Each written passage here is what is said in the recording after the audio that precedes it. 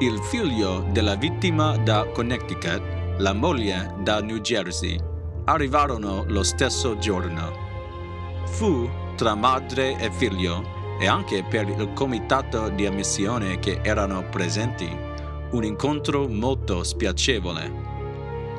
La moglie, evidentemente, era venuta per incontrare un nuovo marito, preferibilmente un professore ricco.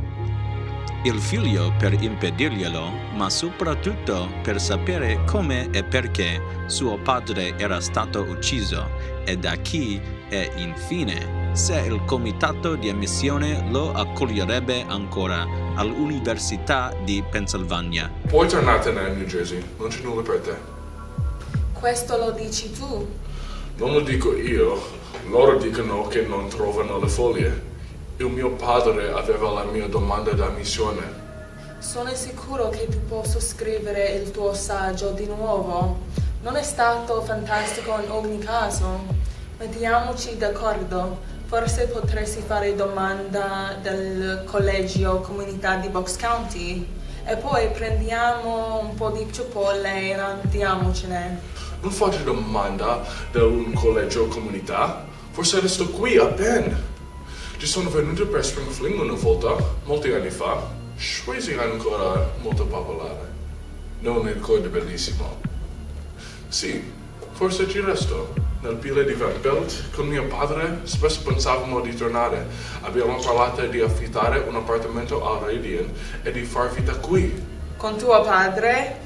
Vuol dire che non era mio padre? Allora, come sarebbe possibile per ricevere lo status eredità all'università? Le madri non si possono scegliere dove i suoi bambini vanno a scuola. E certo non avrei scelto il collegio comunità di Bucks County.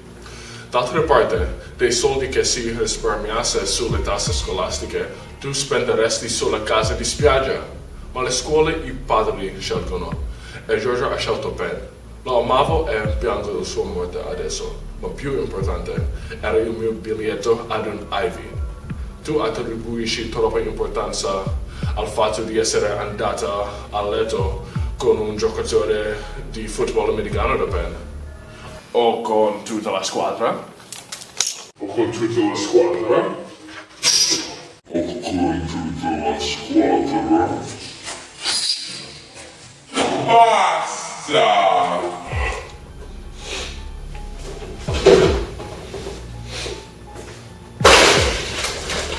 Questi sono gli affari vostri.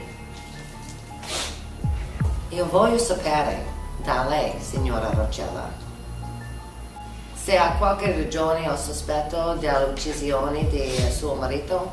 Era un tifoso delle Eagles. E i tifosi delle Eagles ormai da anni, chissà perché, loro sono suicidi. Quella suonerà fantastica sulla mia domanda d'ammissione, ma...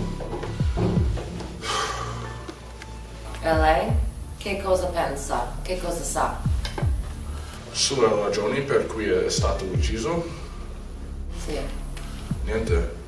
Spero anzi presto o tardi di incorporare questa esperienza di apprendimento tragica, ma opportunità nel mio saggio.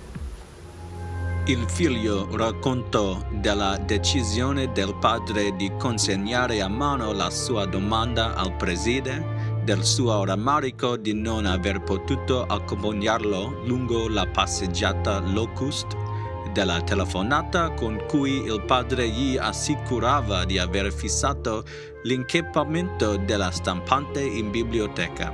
Nient'altro. Mi dica qualcosa sui voti. Erano proprio ponderati? Sì e no. Ogni tanto in tanto mio padre scriveva al preside, io penso, ma non sapeva come si calcolano i voti. Ma il preside è incaricato dei voti? Non precisamente, credo. Suo padre gli mandava di email? Non mi pare.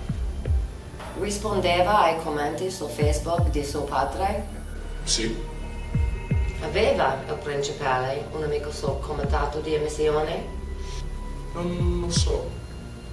Ne ricorda il nome? Moscatelli mi pare. Professore Moscatelli. Moscatelli.